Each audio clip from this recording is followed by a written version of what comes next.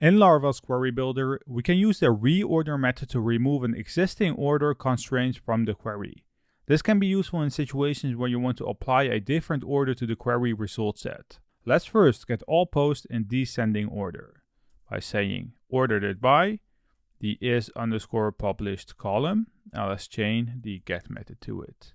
This will select all posts that are not published first, followed with the posts that are published. In Ray, you will see that the first row has an isPublish column of 0, which means false.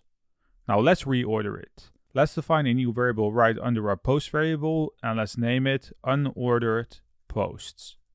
Let's set it equal to our post variable, and let's chain the reorder method to it. Let's then chain the get method to get all its values. Now you can't double use the get method, so we need to remove it from our first query. Now let's also change our array because we want to output the unordered posts.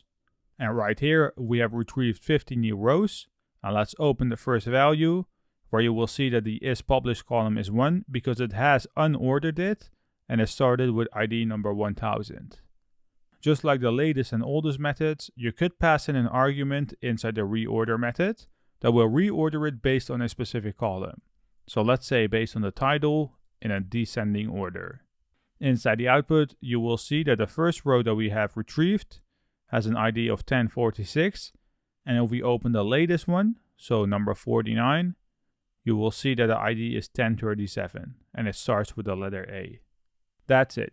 We have successfully removed the existing order constraint, said that it should reorder it based on the title in a descending way.